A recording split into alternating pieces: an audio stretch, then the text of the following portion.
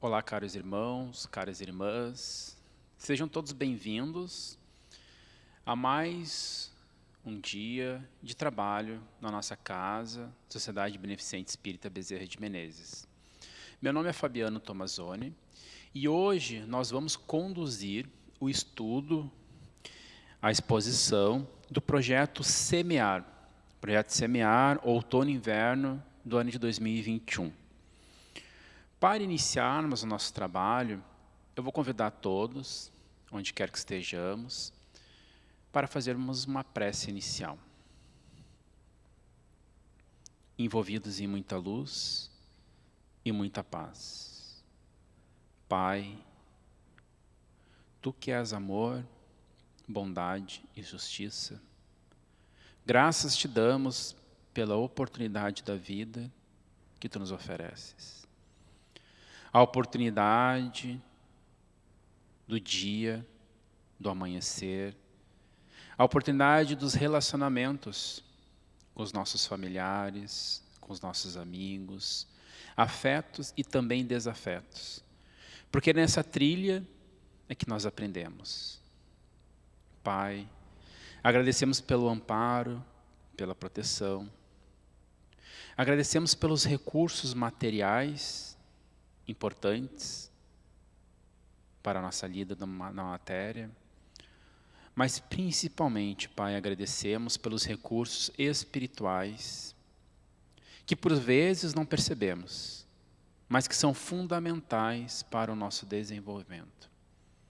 Pedimos, Pai, a proteção, o amparo, a luz e a paz, para que no nosso dia de hoje sejamos felizes e que o nosso trabalho em especial seja um trabalho bastante produtivo e que possamos, ao final desse período de conversa, de diálogo, de exposição, ficarmos melhores ainda do que já estamos. Graças que te damos e que assim seja. Caros amigos, ficamos muito felizes por fazer parte desse projeto desenvolvido pela nossa casa. O projeto Semear, que é um projeto que tem como objetivo, como direcionamento, algumas reflexões acerca da doutrina espírita, para que possamos adquirir, então, conhecimento e sermos mais assertivos nas nossas escolhas. Esse projeto, outono e inverno, que vem como uma transformação interior nossa, uma transformação que começa pela questão cognitiva, mas que principalmente passa pela transformação das nossas emoções. Assim como no outono e no inverno, que as árvores perdem as suas folhas, e que um novo alvorecer na primavera, no alvorecer de novas folhas, novas flores, novas frutificações. Esse projeto vem com esse intuito, de nós percebermos aquelas folhas, aqueles comportamentos, aquelas atitudes, que já não cabem mais nós permanecermos com elas, e fazermos uma transmutação, uma troca destas, para comportamentos, para atitudes mais salutares para nós, para o próximo e para o planeta. Hoje, o nosso trabalho, ele vai se desenvolver acerca deste livro, intitulado Horizontes da Mente. Esse livro foi psicografado por João Nunes Maia, pelo Espírito Miramês. E a nossa temática, ela está baseada em 3 capítulos desse livro. O primeiro deles, Turvamento Mental. O segundo, Educação das Ideias. E o terceiro, Presente e Futuro. Convidamos já a todos, já de antemão, para que façam a leitura desse livro, adquiram ele.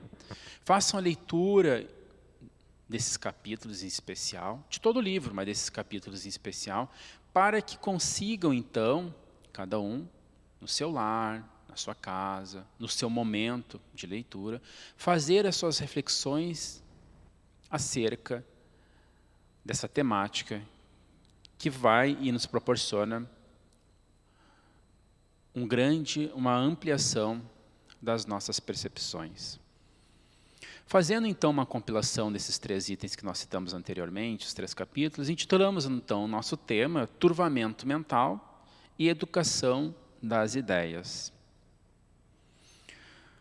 Os objetivos específicos, então, do nosso trabalho serão 2. O primeiro deles vai ser explicar o princípio das influências mentais.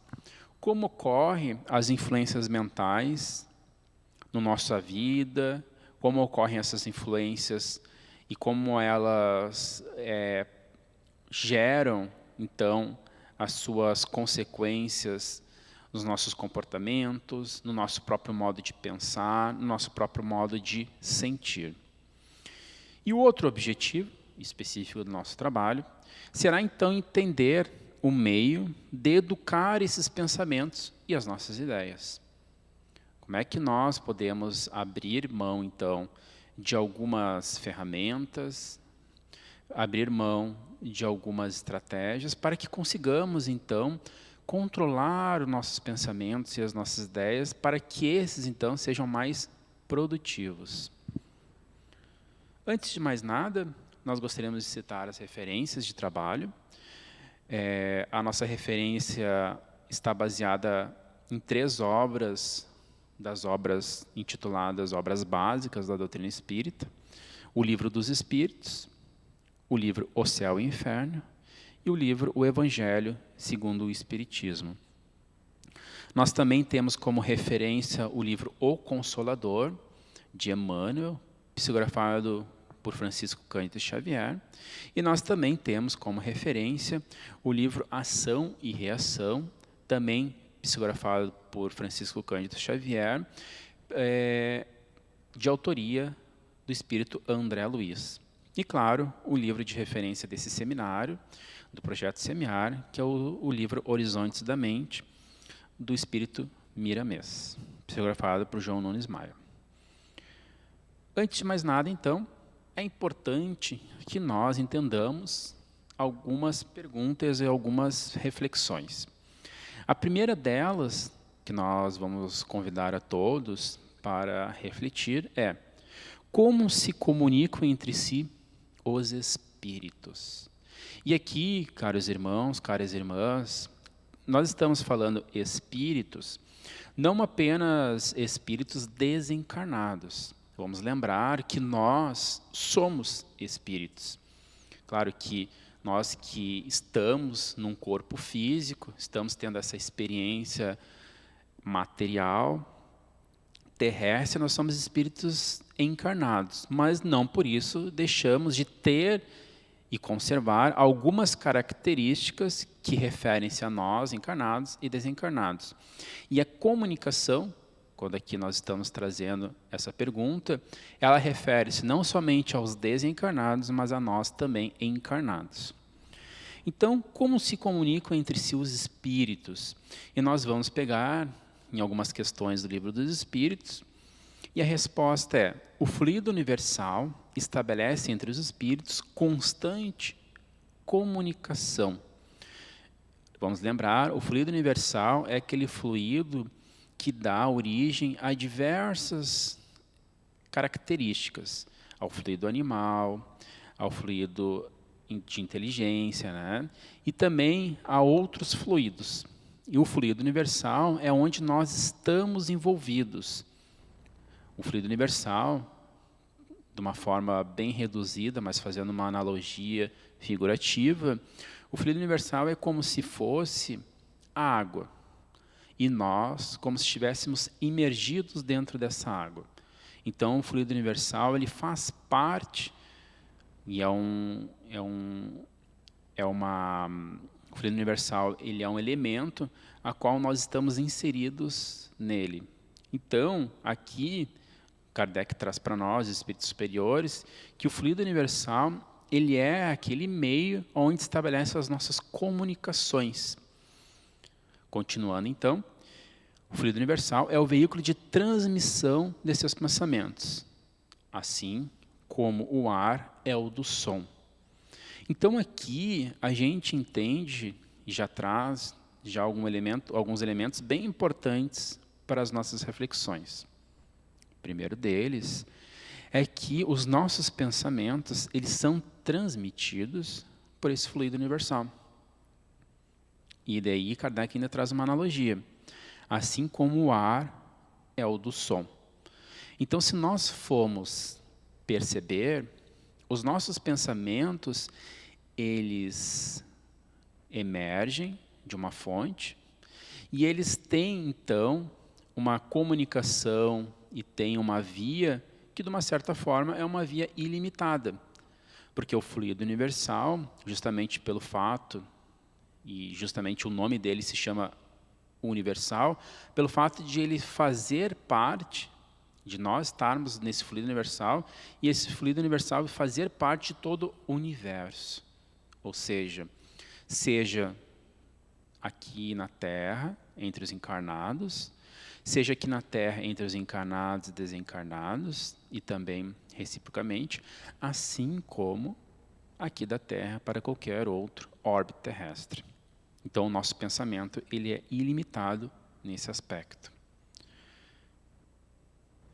Seguindo, então, nós vamos ler aqui que o fluido universal é uma espécie de telégrafo universal, que liga todos os mundos e permite que os espíritos se correspondam sem dissimulação.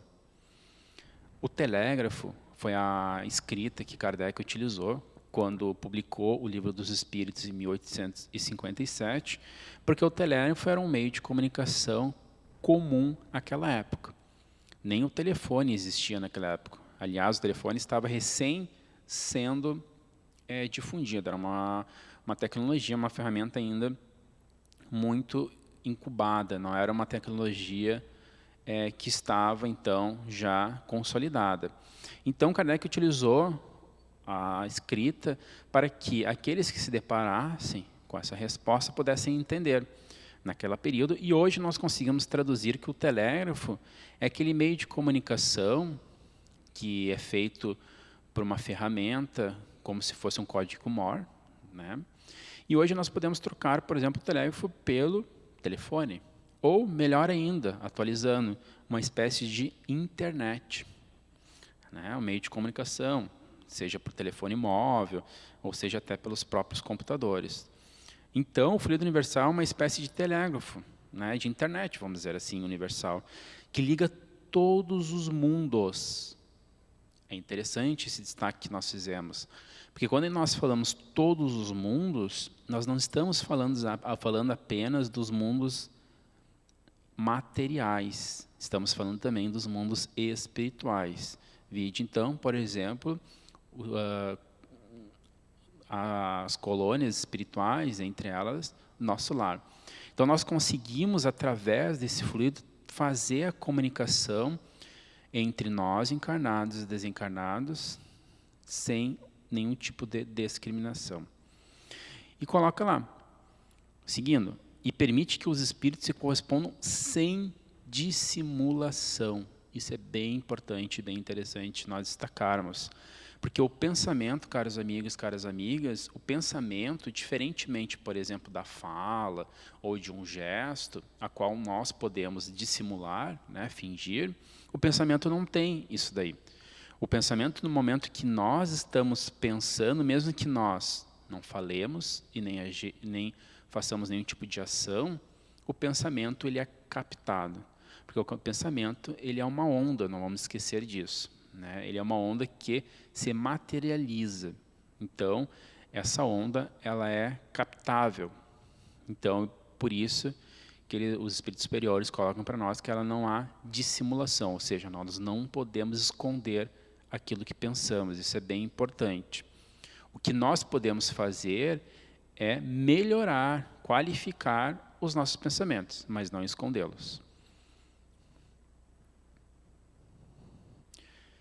Seguindo, então, nós vamos trazer aqui um parágrafo, a qual, então, Miramês coloca para nós o seguinte: quando somos frequentemente atacados por pensamentos fixos, devemos atentar para esse alarme, pois indica que nos abeiramos do turvamento das ideias. Olha que interessante essa passagem do livro. Aqui Miramês está falando para nós que todos podemos ser frequentemente atacados por pensamentos fixos. Pensamentos fixos são aqueles pensamentos insistentes, permanentes. Todos nós podemos ser, então, atacados por esse tipo de pensamento. E cabe nós entender que esses tipos de pensamentos, eles devem ser, de uma certa forma, gerado, de uma certa forma, uma atenção maior. Porque eles indicam o quê? Um turvamento das ideias. O que é turvamento das ideias? Vamos lembrar o turvamento da água, por exemplo. Nós pegamos dois copos d'água, um copo d'água com água límpida e um copo d'água, uma água mais suja, uma água que tenha uma coloração diferente das características de uma água pura. E essa água que está no segundo copo, que é a água suja, ela está turva, ou seja, ela está impregnada com elementos a qual não geram, então, pureza para essa água. Então, aqui, Miramês está falando para nós que esses pensamentos fixos, eles são pensamentos turvosos, são pensamentos turvos, são pensamentos que estão, então, sujando a nossa mente, são aqueles pensamentos que estão inibindo a nossa mente de pensamentos positivos. E isso é em decorrência, caros amigos, caras amigas, em relação às nossas ligações com espíritos que geram esse tipo de pensamento incessante para que nós, então, cometamos algumas ações, e isso nós vamos ver sequencialmente.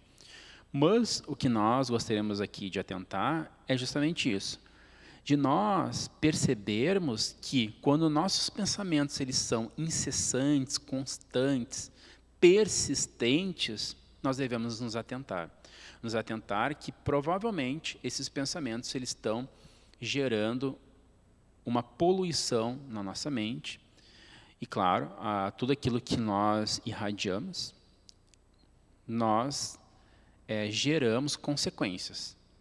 Se nós irradiamos amor, paz, serenidade, as consequências vão ser coisas semelhantes a essa emissão de pensamento.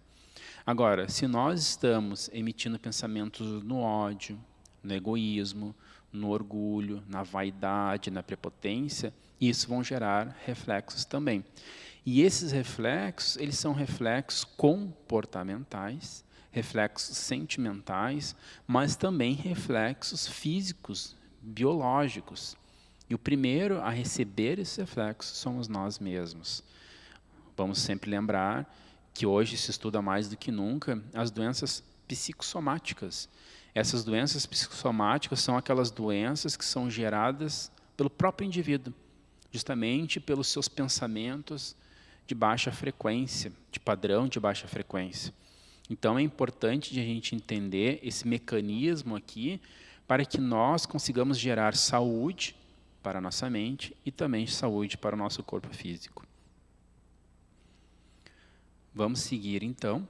O próximo slide, nós vamos ver que Kardec faz uma pergunta muito interessante. Faz uma pergunta a qual ele procura entender e traz, então, esse entendimento para nós, de que, bom, os espíritos, e aqui ele fala dos espíritos desencarnados e dos encarnados também, mas os espíritos, nós, nos influenciamos através do pensamento? Influímos uns nos outros através do pensamento ou não? É essa a pergunta que Kardec traz, de uma forma muito objetiva, e muito clara. E a resposta é uma resposta a qual é uma resposta muito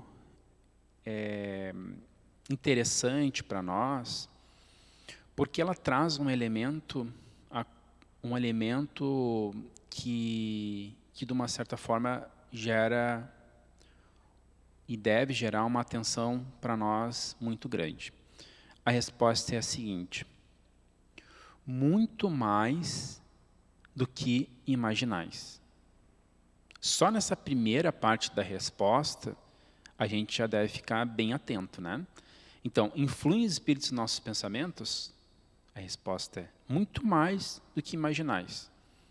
A gente imagina uma influência, legal, imaginamos, mas é muito mais do que apenas isso que nós imaginamos.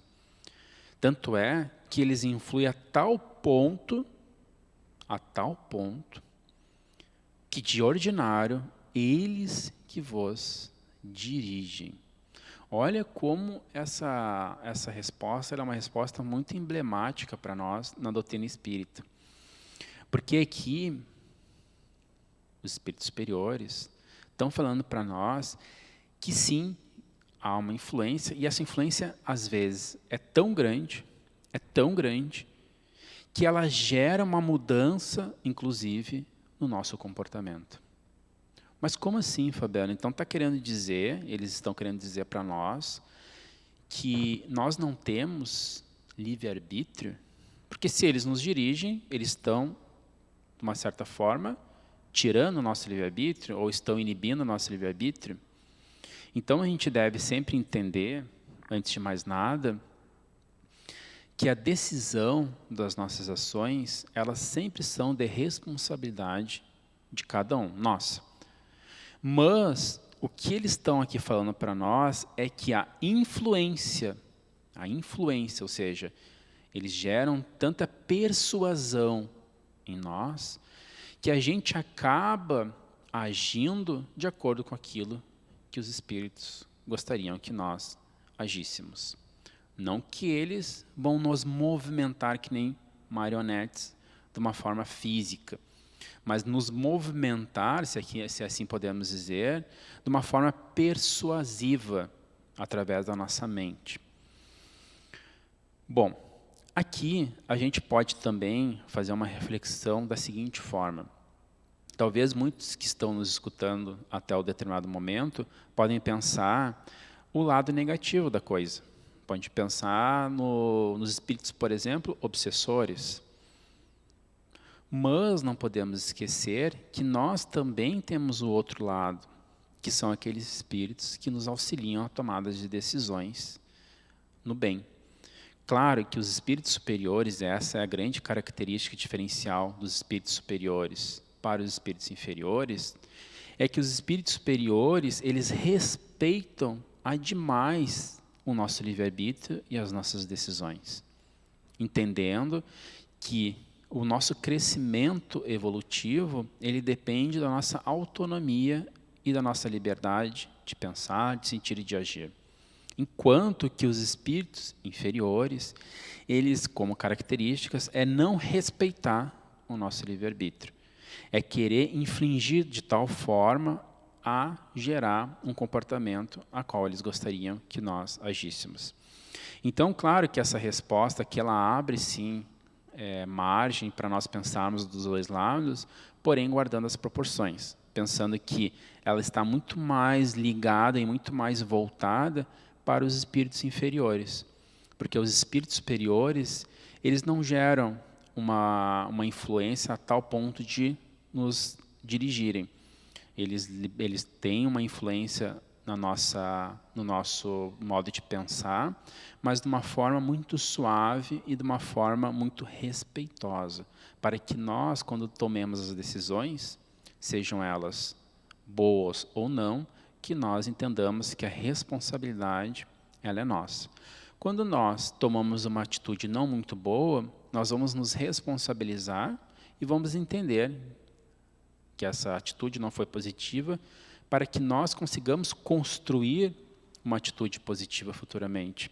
E que nós, quando tomamos uma atitude positiva, que a gente entende que essa atitude ela é uma atitude meritória nossa.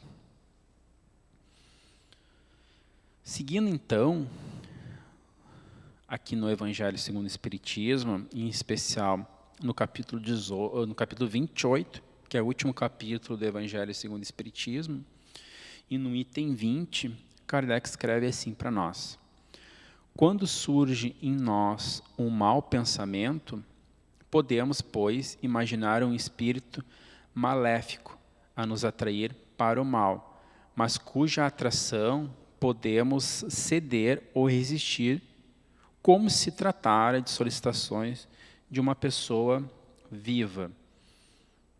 Então aqui, Kardec traz um elemento muito importante para nós, porque ele nos instiga para que nós percebamos, então, que é importante que nós captemos essa influência, no caso dos maus pensamentos, logo no início, quando surge o pensamento. Então, quando surge o pensamento, que é, por vezes, para nos atrair para o mal, que nós temos aquilo que estávamos falando anteriormente. Nós temos a liberdade de nós cedermos ou de nós resistirmos.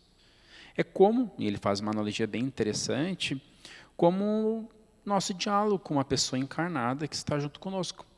Uma pessoa, quando ela sugere algo para nós refletimos e pensamos, será que essa atitude que ela está sugerindo é uma atitude positiva? Não é uma atitude positiva? Nós temos esse discernimento, então, de ceder ou de resistir. Então, é bem importante nós lembrarmos disso. Essa característica de nós cedermos a um pensamento não muito positivo ou de nós resistirmos, cabe a nós. Logo mais, nós vamos falar como nós podemos, então, utilizar algumas ferramentas para detectarmos esses pensamentos e nós cedermos ou não. Seguindo, então, nós temos a seguinte questão. Tem o homem, então, o ser humano, o livre-arbítrio de seus atos? Olha que interessante. Há 2 slides anteriores, nós vimos a pergunta e a resposta de que os espíritos influem em nossos pensamentos, e a resposta foi muito mais do que nós imaginemos, a tal ponto de influenciar os nossos atos. E aqui a gente pergunta, mas o homem não tem livre-arbítrio dos seus atos? E olha a resposta que os espíritos falam. Pois que tem a liberdade de pensar, tem igualmente a de obrar. Sem livre-arbítrio, o homem seria máquina. Então, só complementando aquela pergunta lá anterior, de que essa liberdade que nós adquirimos, o livre-arbítrio, nós adquirimos com nossa evolução, essa liberdade, ela é uma liberdade inata a nós. A gente não perde essa liberdade. Nós podemos sim, por algumas influências, ser inibidos. Isso sim. Mas nós não perdemos. Porque no momento que nós adquirimos a liberdade de pensar, nós também temos a liberdade de agir, de trabalhar, de fazer as coisas. Então, caros irmãos e caras irmãs, nunca vamos esquecer disso. A nossa liberdade, o nosso livre-arbítrio, ele é inato a nós. No momento que nós temos esse livre-arbítrio de pensar, nós também temos o livre-arbítrio de agir. E o pensar, que aqui essa obra fala para nós, nos horizontes da mente, o pensar é a ferramenta que gera as consequências na nossa vida. Por isso, tão importante de nós, então, educarmos os nossos pensamentos, educarmos as nossas ideias, educarmos aquilo que está passando em nossa mente. E vamos fazer uma analogia junto. O que é educar? O que é a palavra educar, ou melhor, o que é todo o contexto educacional? O educar, ele tem alguns elementos, entre eles é o aprendizado. E o aprendizado, ele não se faz apenas de vitórias. Ele também se faz de alguns equívocos e de alguns erros. Mas o diferencial em um processo educativo é justamente nós aprendermos com alguns equívocos, com alguns erros, nos instruirmos, para que depois, futuramente, nós consigamos ser mais eficazes. Então, a educação do pensamento, ela se faz disso, de nós testarmos, em alguns momentos, as nossas habilidades. Às vezes vamos acertar, às vezes não vamos acertar. Mas que nós, ao decorrer do tempo, consigamos acertar mais do que errar. Seguindo, então,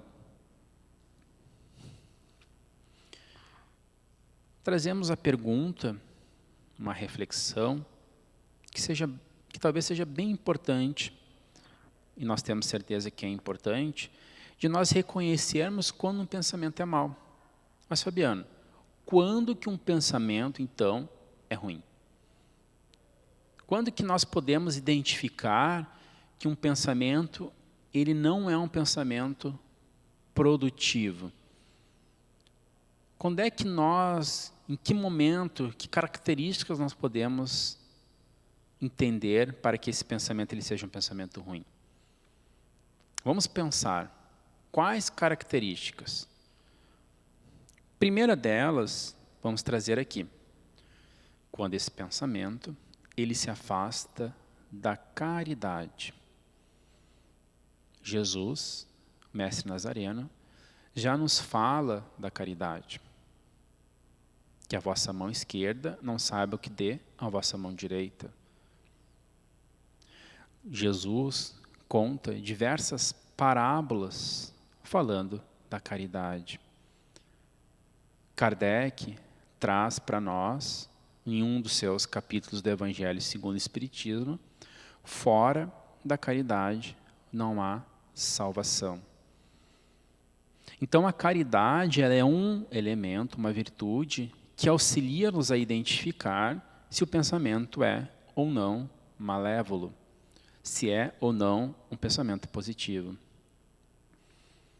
Se esse pensamento ele está nos instigando a tomar alguma atitude em prol do bem, ou apenas egoisticamente. Vamos pensar, o antagonismo da caridade é o egoísmo. A caridade justamente é nós nos entregarmos ao próximo. É nós fazermos algo positivo a alguém, proporcionar algo positivo a alguém. Então, se o pensamento que nós estamos recebendo, ou que nós estamos percebendo na nossa mente, ele é um pensamento que ele está instigando o egoísmo, o prazer íntimo apenas, ele está instigando conflitos, provavelmente ele é um pensamento negativo, porque ele não é um pensamento caridoso. Um pensamento caridoso, ele pensa muito mais no próximo do que nós mesmos. Outro elemento que é importante nós identificarmos para reconhecer um pensamento mau, um pensamento negativo, é se por princípio, nós já até falamos anteriormente, esse pensamento ele está baseado no orgulho, na vaidade, no egoísmo.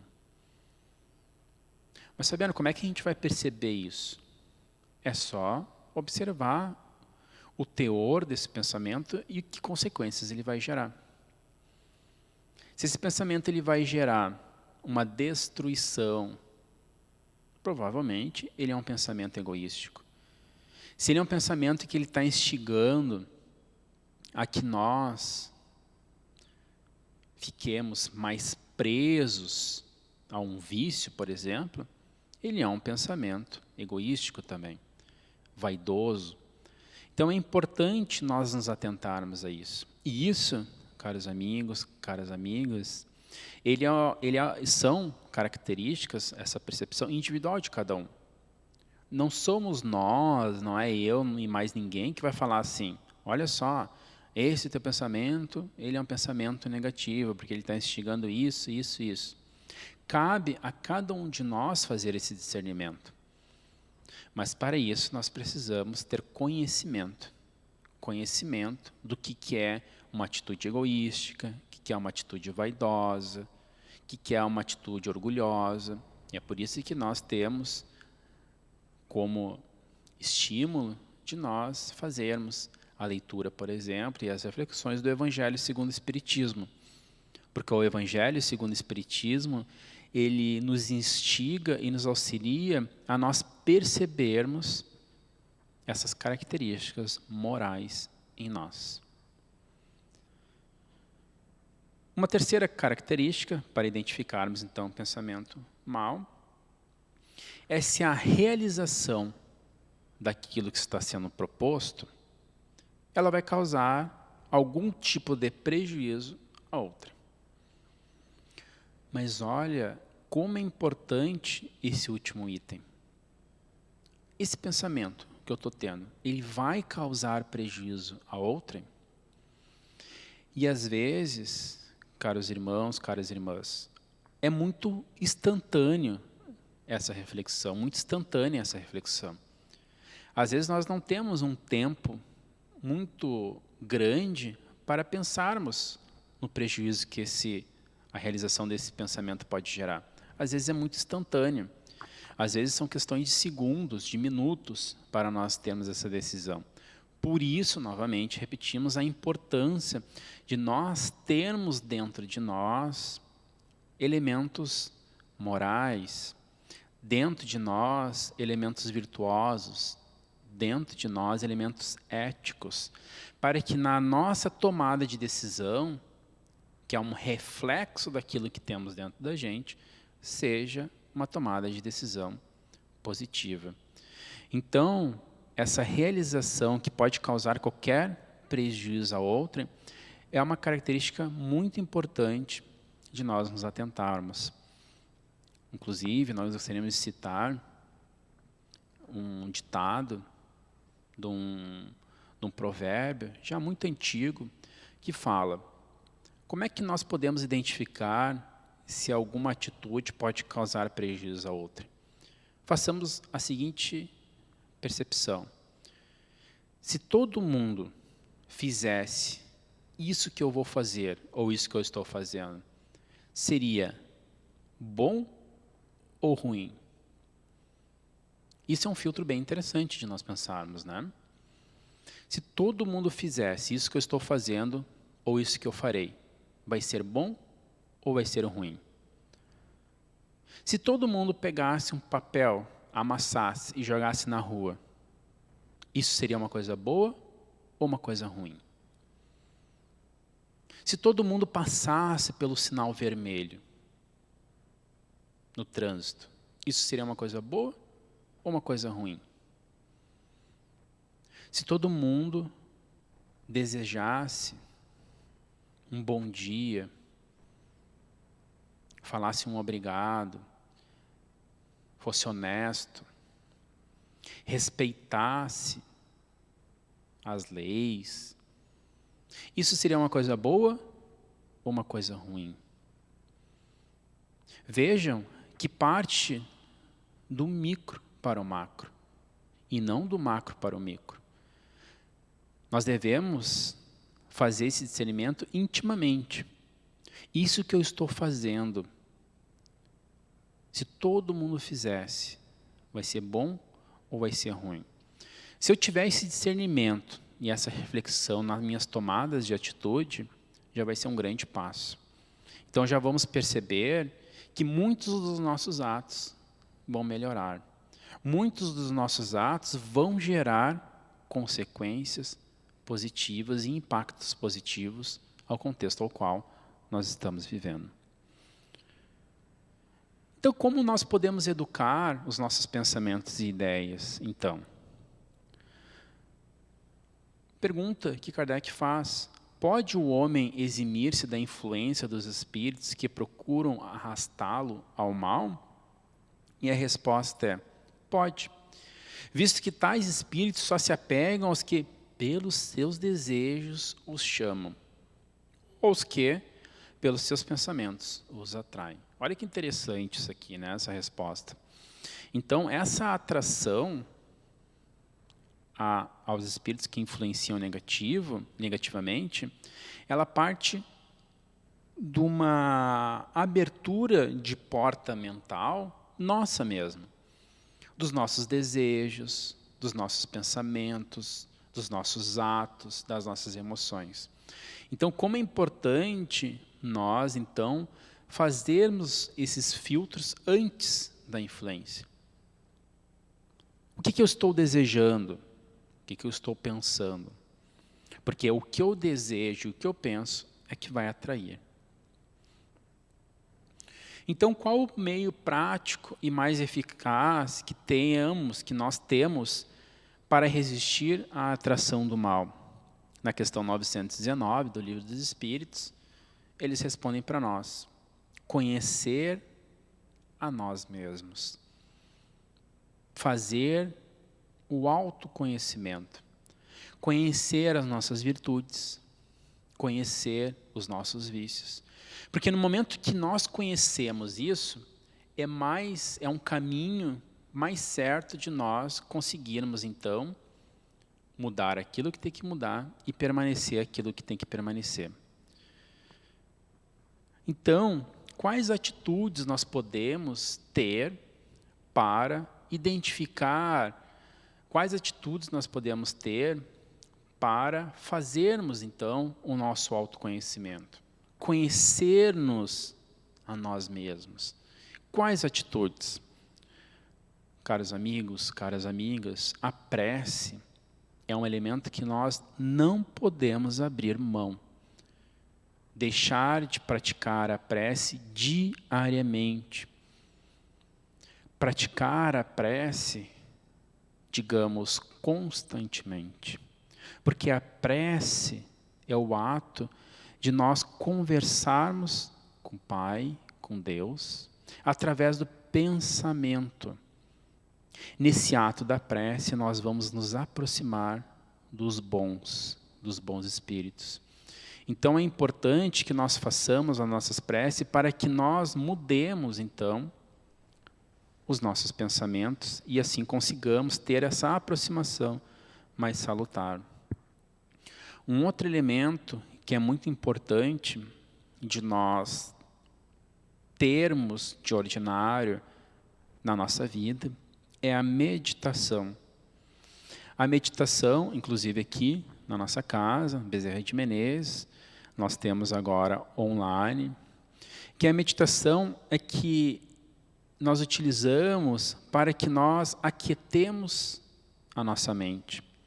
Hoje nós vivemos uma situação, nosso planeta, a qual nós estamos constantemente sendo bombardeados por diversos tipos de pensamentos. Nós estamos constantemente acelerados. Então, a meditação ela é um meio ao qual nós possamos parar alguns instantes e nós fazermos aqueles filtros do nosso pensamento importante para nós, então, buscarmos a serenidade do nosso coração, da nossa mente. Um outro elemento que é muito importante, que nós devemos ter como prática, é adquirir novos conhecimentos, novas informações, que é o que nós estamos fazendo agora, de nós visualizarmos vídeos salutares, escutarmos palestras, de nós lermos bons livros, porque a partir do momento que nós adquirimos mais informação, nós adquirimos mais conhecimento, nós vamos ampliar as nossas escolhas. Nós vamos conseguir ter escolhas mais assertivas, inclusive mudança de paradigmas, mudanças de comportamentos, às vezes tão enraizadas em nós, enquanto espíritos, por muito tempo. Então, a informação, adquirir a informação, ela faz parte dessa mudança e conhecimento de nós mesmos. E, por último, as boas ações. Não basta nós fazermos prece, não basta nós fazermos meditação, Não basta nós adquirirmos conhecimento intelectual se as nossas ações elas não forem ao encontro desses outros 3 elementos. As ações é como se fosse a ponta do iceberg. É importante nós criarmos uma bagagem, mas as nossas ações elas têm que ser condizentes com aquilo que nós, então, adquirimos. Claro que nem sempre nós vamos ser assertivos, mas é importante, assim como nós vemos no Evangelho segundo o Espiritismo, no capítulo Homem de Bem, que o homem de bem não é aquele que é o homem perfeito, a mulher perfeita, mas é aquele que busca corrigir aquilo que percebe que é negativo em si. Aquele que busca, então, fazer as suas reflexões e as suas mudanças diariamente. Vou convidar a todos agora para que nós assistamos um vídeo que vai justamente trazer isso que nós falamos agora de uma forma mais elucidativa.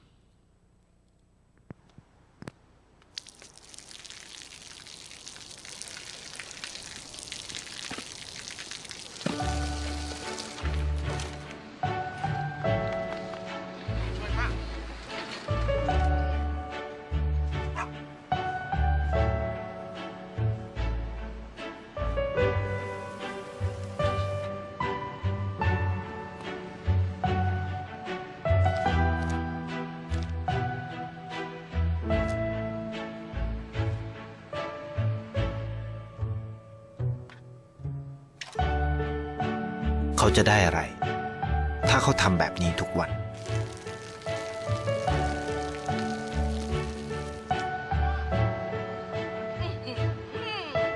เพิ่งจะมา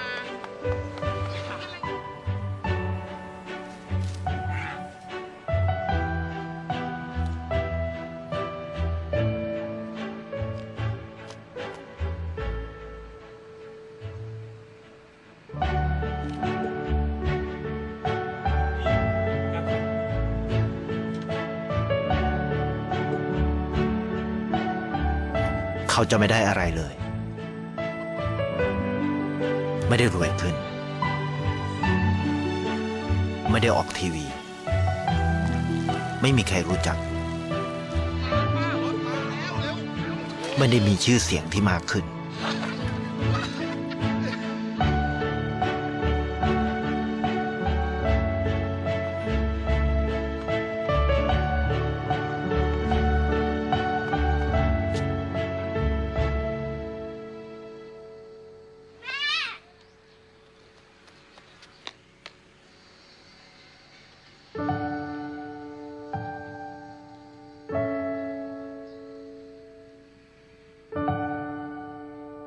เพราะสิ่งที่เขาได้คือได้แค่ความรู้สึก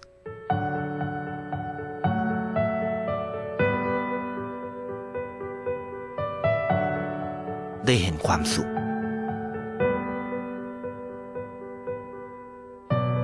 ได้เข้าใจ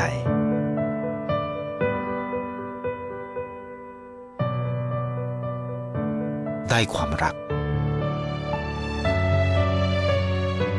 ได้ในสิ่งที่เงินซื้อไม่ได้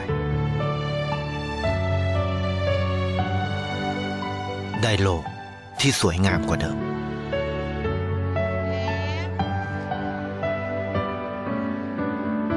ในชีวิตคุณอะไรคือสิ่งที่คุณต้องการมากที่สุดไทยประกันชีวิตเชื่อในความดี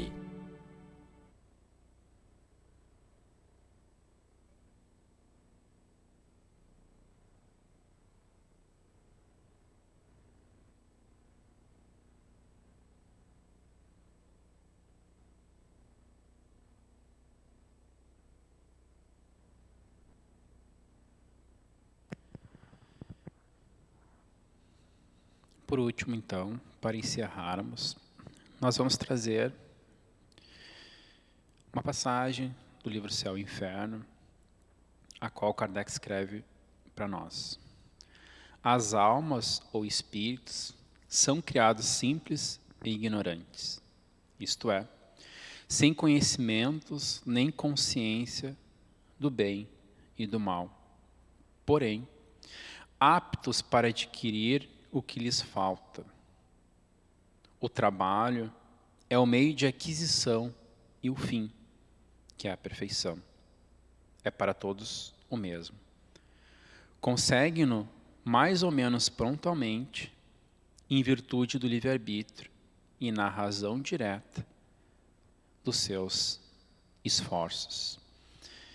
Então, caros amigos, caras amigas, essa parte é um convite para que nós nos atentemos e entendamos que as nossas atitudes, elas estão relacionadas com os nossos esforços, com a nossa vontade, com o nosso desejo de querer fazer o bem e de querer proporcionar esse bem a todos aqueles que se envolvem conosco. Esse foi o nosso trabalho no dia de hoje do Projeto Semear, do outono e inverno, do ano de 2021. Ficamos muito felizes com a construção dessa tarefa, esperemos que tenha sido elucidativo a todos e convidamos para encerrar com uma prece. Elevando nosso pensamento a Deus, que é nosso Pai, Pai de amor, bondade e justiça, a Jesus, que é o nosso Mestre, modelo e guia, e em especial